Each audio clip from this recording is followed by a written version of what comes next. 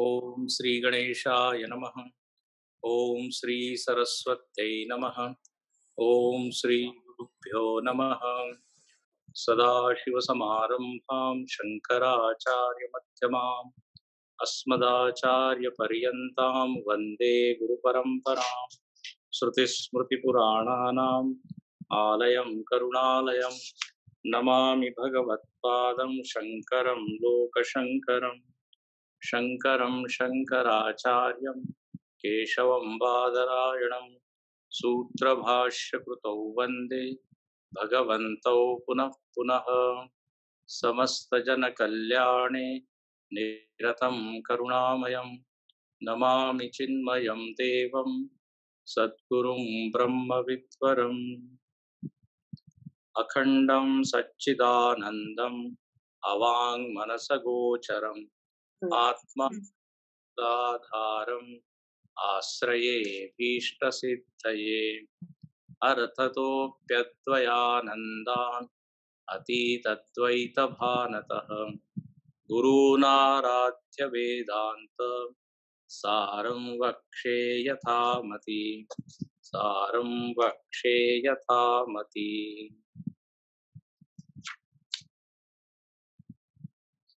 विशेष अध्यारोप हा प्रसंग आपला चालू आहे आणि यामध्ये आपण पाहिलं की लोकांचं एक तत्वज्ञान असतं, त्यांचं एक चिंतन असतं आणि त्याप्रमाणे त्यांचं एक मत असतं. आता समाजामध्ये वेगवेगळे चिंतक आहे, निरनिराळे तत्वज्ञानी आहे, तर त्यांनी आत्म्याबद्दल विचार केला, आणखीन एक निर्णय दिला की आत्मा असा आहे. आणि फक्त आत्म्याबद्दलच नाही तर व्यवहाराबद्दल, साधनेबद्दल, जगाबद्दल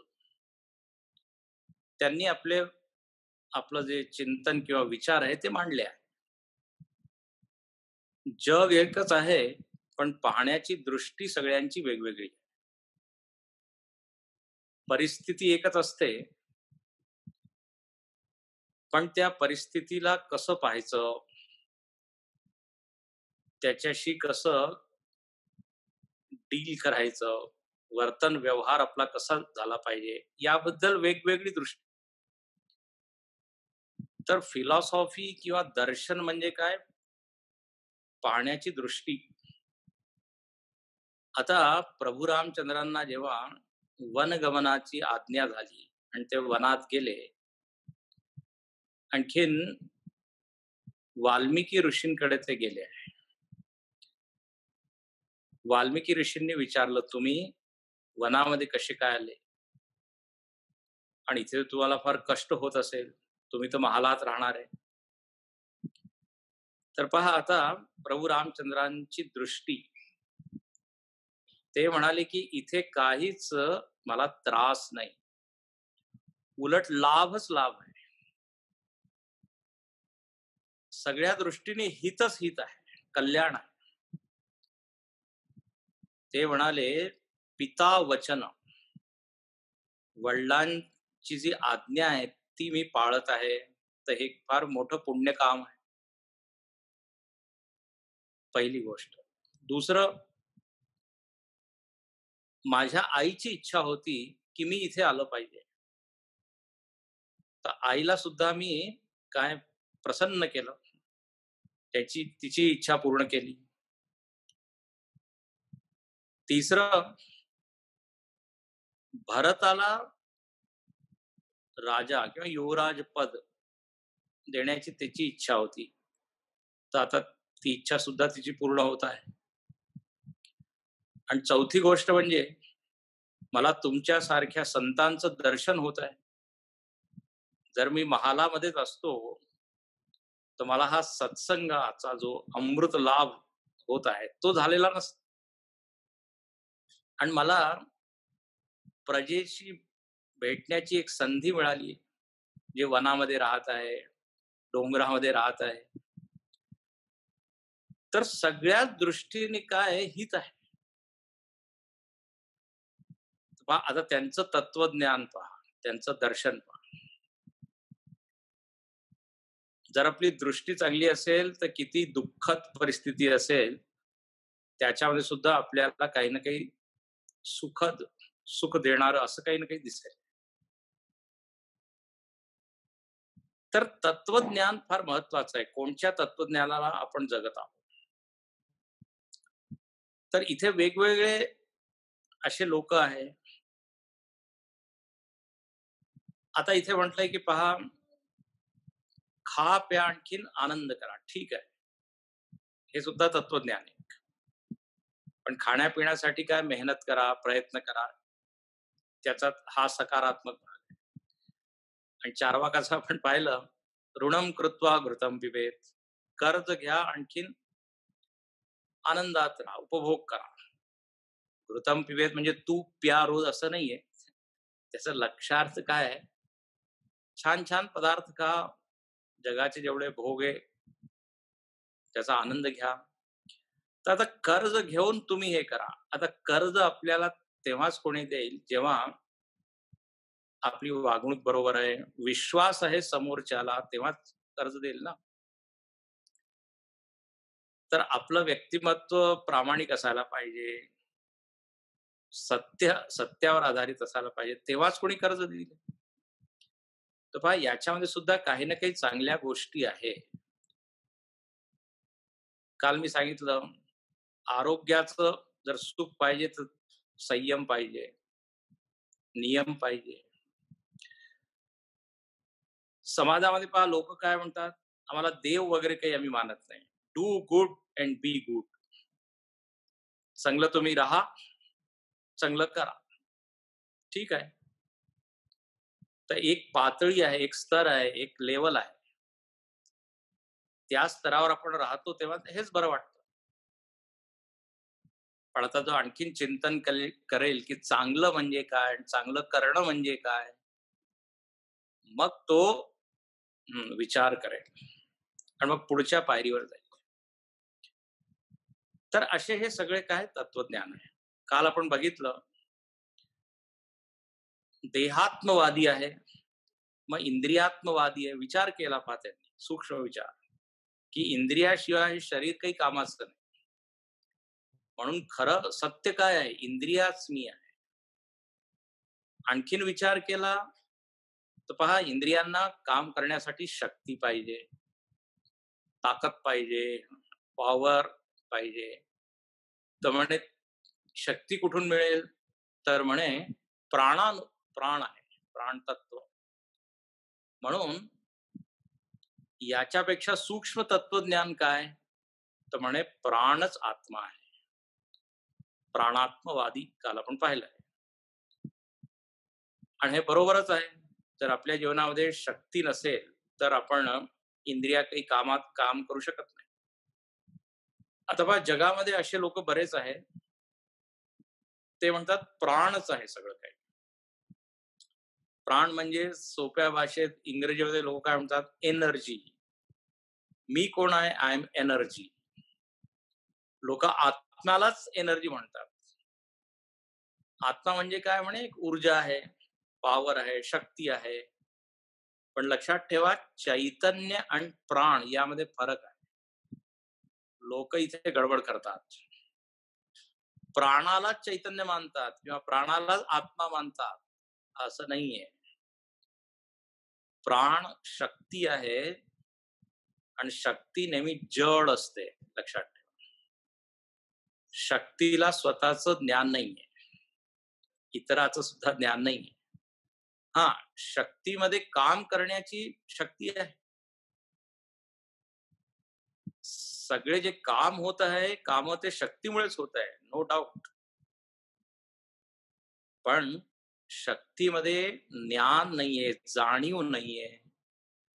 आणि आपलं हे जे शरीर आहे याच्यामध्ये फक्त शक्तीच नाहीये.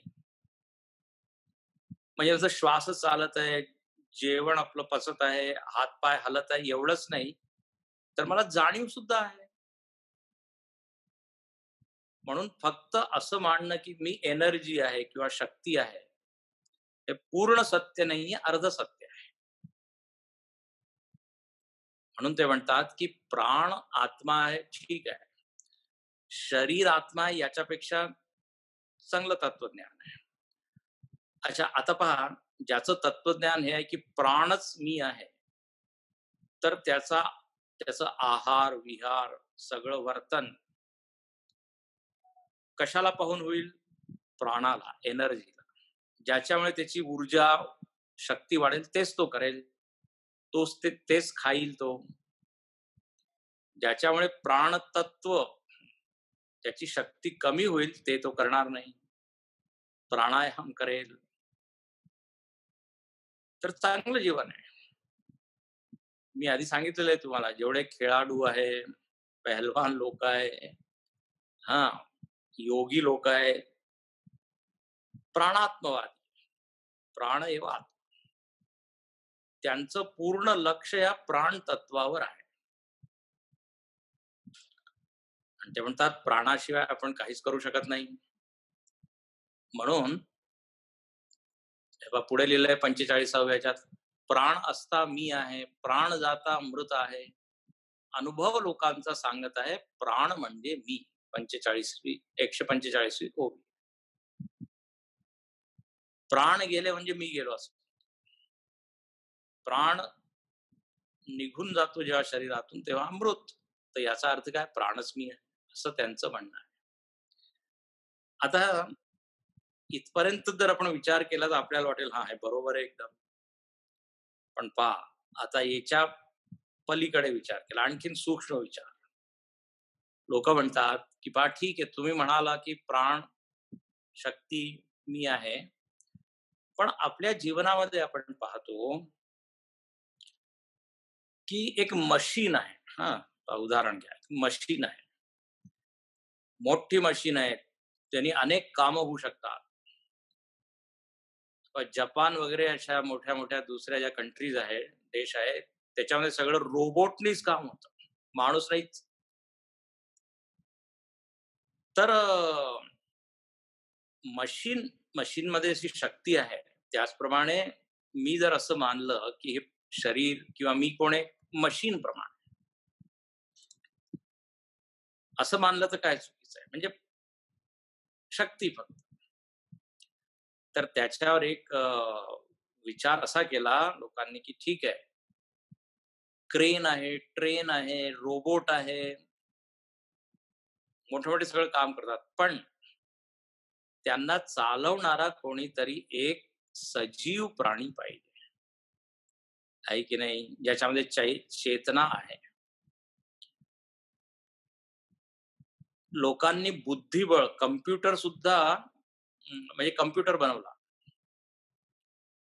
आणि कम्प्युटर सुद्धा बुद्धिबळ खेळतो असतो, आणि त्या बुद्धिबळामध्ये कम्प्युटर जिंकतो. पण आता त्या कम्प्युटर मध्ये ती जी शक्ती आहे किंवा ती जी कला आहे हरवण्याची, ती कोणी टाकली आहे? कोणी एक सजीव बुद्धिमान पाहिजे ना. कम्प्युटरने स्वतः तर काही स्वतः तर बनलाच नाही, खरं म्हणजे त्याची निर्मिती झालीच नाही. कोणीतरी एक पाहिजे ज्याच्यामध्ये ज्ञान आहे. तर सांगण्याचा अर्थ असा आहे की शक्तीचा संचालक कोणीतरी ज्ञानवान असा. म्हणून इथे पुढे म्हटलेलं आहे की आपल्या या प्राणाच्या पाठीमागे, प्राणापेक्षा सूक्ष्म एक काय आहे? मन आहे. फक्त मी मशीन नाहीये. मशीनाला चालवणारा कोणीतरी आहे.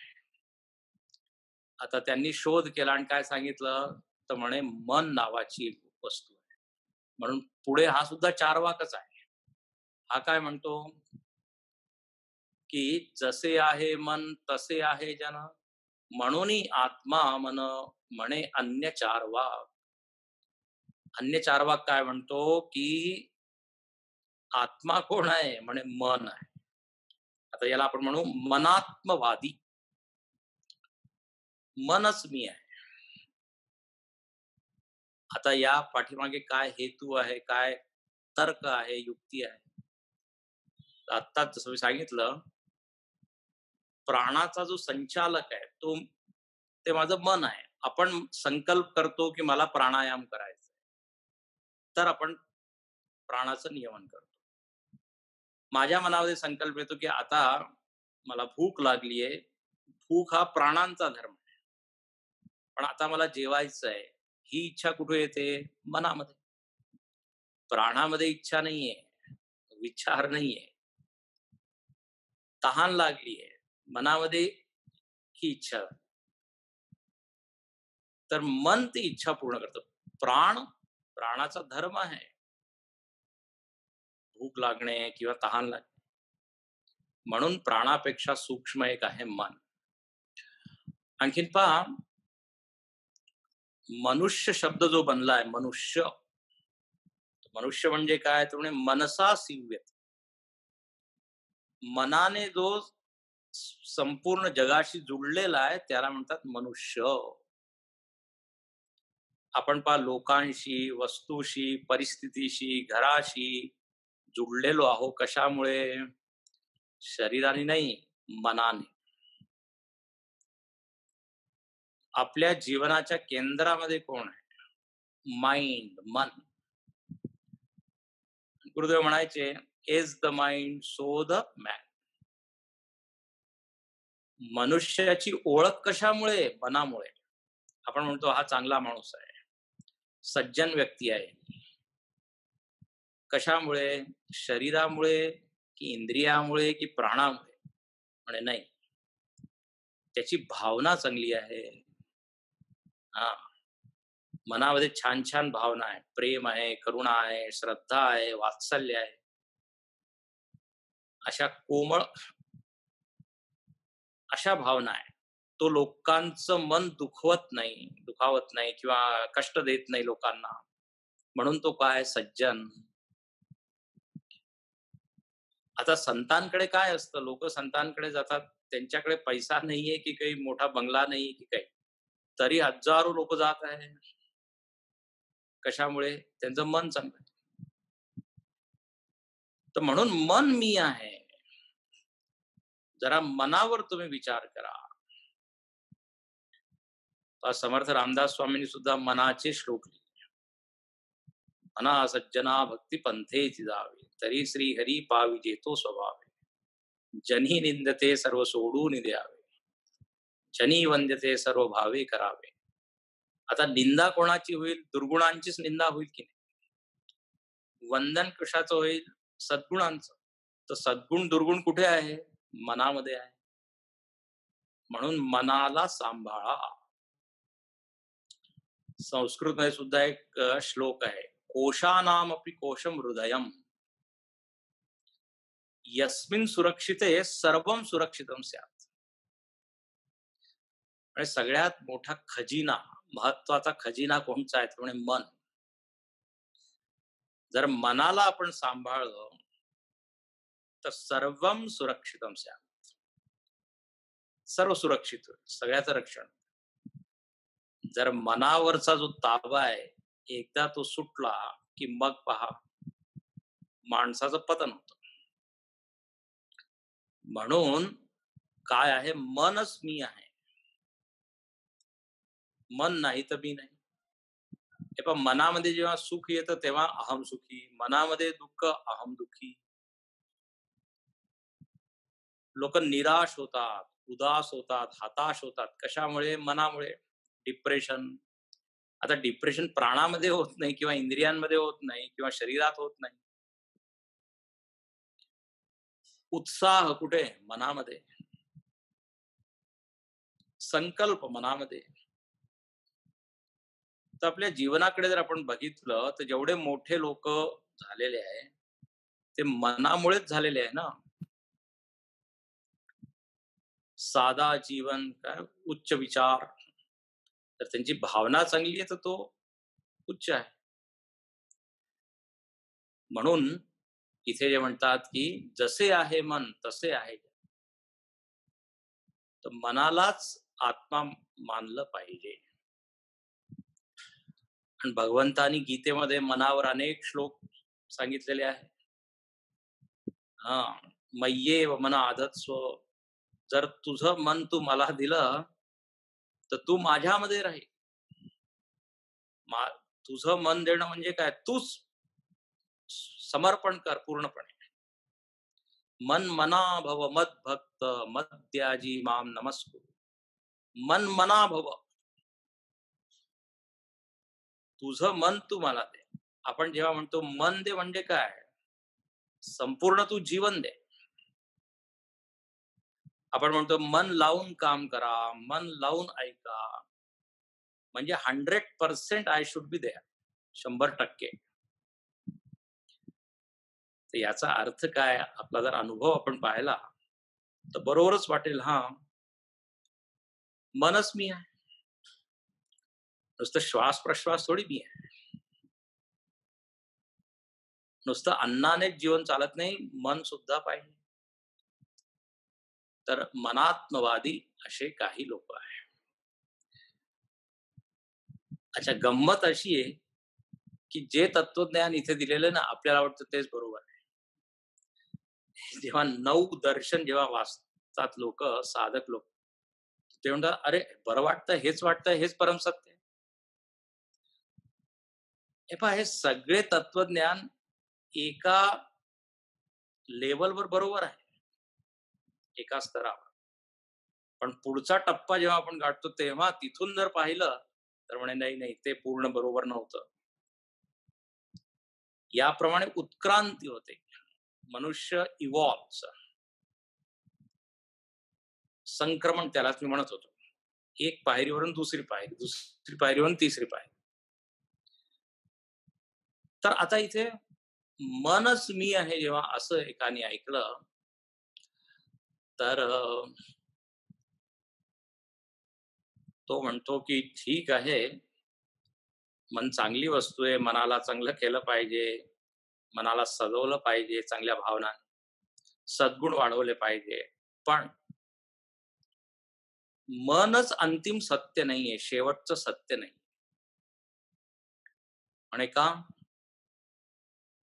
तर तो म्हणतो की एक आणखीन वस्तू आहे, ती मनापेक्षाही सूक्ष्म आहे, मनाला जी कंट्रोल करते, आणि तिचं नाव काय आहे? बुद्धी. तर माझ्या म्हणण्याप्रमाणे तो म्हणतो की बुद्धी आत्मा आहे, विज्ञानमय कोश आत्मा आहे. कोशच्या भाषेत काय म्हणू? विज्ञानमय कोश आत्मा. आधी जो म्हणतोय की मनच मी आहे, तर तो काय म्हणेल? मनोमय कोशच मी आहे. पण या उपनिषदामध्ये दिलेलं आहे, तैत्तरीय उपनिषदामध्ये, अन्योंतर आत्मा प्राणमय, अन्योंतर आत्मा मनोमय. प्राणमय मध्ये जर कोणी म्हणतंय की प्राणच मी आहे, तर तिथून श्रुती म्हणते नाही नाही, याच्यापेक्षा अंतरंग, याच्यापेक्षा सूक्ष्म काय आहे? मन आहे. आता कोणी मनावर पोहोचला आणि मनावर चिंतन केलं आणि त्याला वाटायला लागले की मनच सत्य आहे, तर तिथे वैदिक मंत्र काय म्हणतात? नाही नाही, थोडा विचार कर, अन्योंतर आत्मा विज्ञानमय. आणि एक विज्ञानमय आत्मा आहे, म्हणजे बुद्धी आहे. म्हणून पहा पुढे काय म्हणतात? परंतु बौद्ध म्हणती अंतरंग आहे मती, 147. त्यामध्ये क्षणिक वृत्ती आहे आत्मा. परंतु बौद्ध म्हणती अंतरंग आहे मती, त्यामध्ये क्षणिक वृत्ती आहे आत्मा. आता एक तत्वज्ञान आहे, त्याचं नाव आहे बौद्ध दर्शन. बौद्ध दर्शनाच्या अनुसार काय आहे, यांचं तत्वज्ञान काय आहे? ते म्हणतात की क्षणिक वृत्ती जी बुद्धीमध्ये आहे, बुद्धीमध्ये सतत जो विचारांचा प्रवाह आहे, एकानंतर एक आपल्या डोक्यामध्ये, मेंदूमध्ये जे विचार येत आहे, विचारच आत्मा आहे. आणि हे विचार मनाला नियंत्रित करतात. नियंत्रण मनावर आहे, मग इंद्रियांवर आहे. तर बुद्धी, याला सोप्या भाषेत काय म्हणू?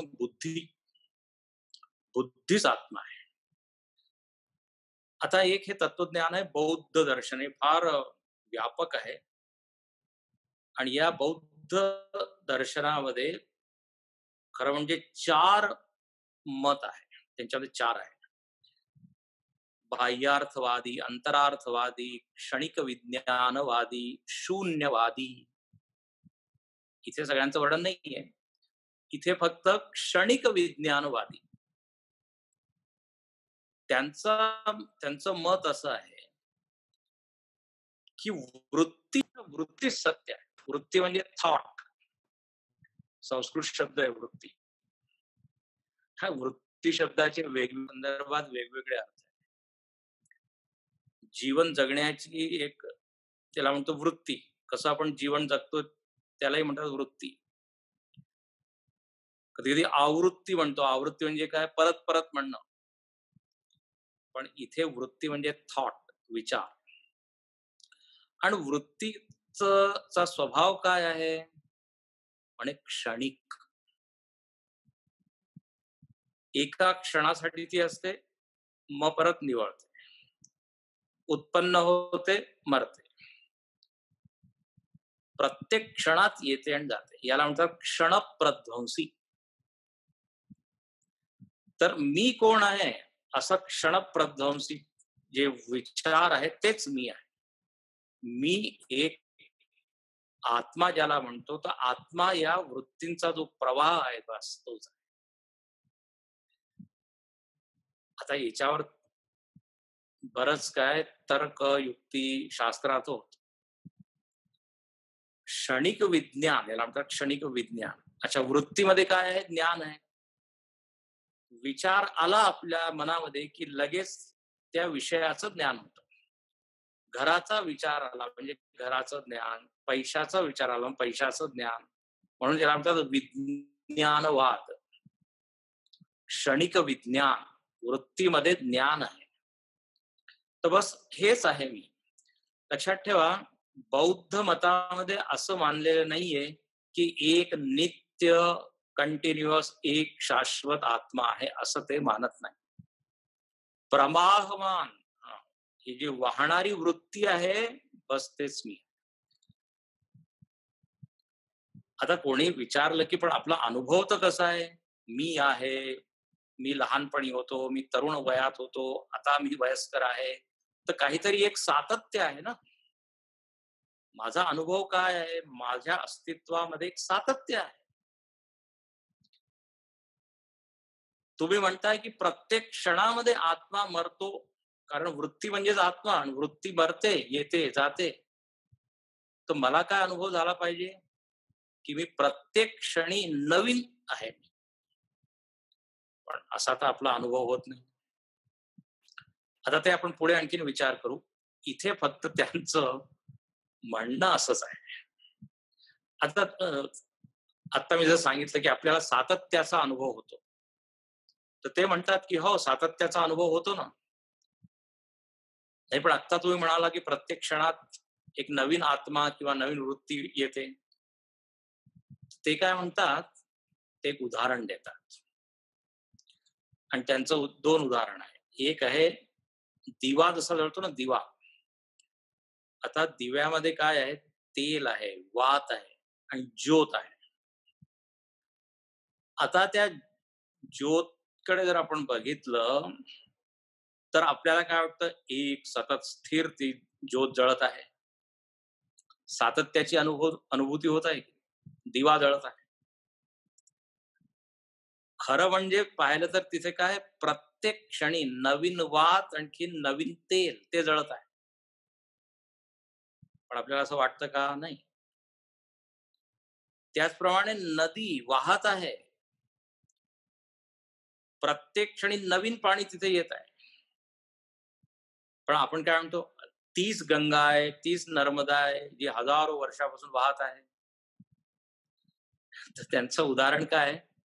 वाहणारी वस्तू सुद्धा सातत्याचा अनुभव आपल्याला करू शकते. तर क्षणिक वृत्ती सतत वाहत आहे, पण मला काय अनुभव आहे? मी आहे, मी तोच आहे, असं त्यांचं म्हणणं आहे. असो, तर इथे ते म्हणतात की बुद्धी किंवा वृत्तीरूप मी आहे. आणखीन ते म्हणतात की या विज्ञानमय कोशामध्ये बुद्धीमध्ये काय आहे, कर्तृत्व भोक्तृत्व आहे. माझ्यामध्ये एक भावना आहे, मी कर्ता आहे, मी भोगता आहे, म्हणे बुद्धीमध्ये आहे. म्हणून कर्ता भोगताच मी आहे, काही चैतन्य वगैरे मी आहे असं काही नाही. म्हणून पुढची ओवी, कर्ता भोगता वृत्ती, बुद्धी माझी राहती, तिच्याशिवाय प्रवृत्ती शक्य नाही. मनामध्ये भावना आहे, ठीक आहे, पण त्या भावनाला करणारा कोण आहे, भावनाला अनुभव करणारा कोण आहे, भोगणारा कोण आहे, मी. तर अहम काय आहे, मी कोण आहे, कर्ता. विज्ञानमय कोशामध्ये कर्तृत्व आहे, आपण आधी पाहिलेलं आहे. तर पहा कसे एकानंतर एक टप्पे आहे. सगळ्यात पहिले आपण पाहिलं की पुत्रच आत्मा आहे. त्यांनी तर स्वतःला नाही सांगितलं, पुत्रच आत्मा आहे. थोड्या जवळ आला तर म्हणे नाही नाही, देह आत्मा आहे. आणखीन खोल विचार केला तर म्हणे नाही नाही, इंद्रिय आत्मा आहे. पण इंद्रियांना शक्ती देणारा कोणीतरी पाहिजे, तर प्राण आत्मा आहे. पण प्राणामध्ये जाणीव नाहीये, तर जाणीव कशामध्ये आहे, तर म्हणे मनामध्ये आहे. हे अंतरंग होत आहे, आपण आपल्या जवळ जवळ जवळ येतो. तर मन ठीक आहे, मनामध्ये भावना आहे, पण चिंतन, विचार, निर्णय हे कशामध्ये, म्हणे बुद्धीमध्ये. म्हणून बुद्धी एव आत्मा. आणि बौद्ध मत आहे. बौद्ध मतामध्ये एक आणखीन आहे, पुढे आपण पाहू, शून्यवादी. पण यांना काय म्हटलंय, क्षणिक विज्ञानवाद. तर मी करता भोगता आहे, आणि ही वृत्ती कशामध्ये आहे, बुद्धीमध्ये आहे. याप्रमाणे विज्ञानमय आत्मा मी आहे. इथपर्यंत आपण पाहिला. आता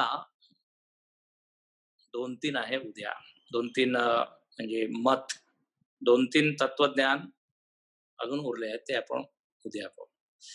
आज मी इथेच थांबतो.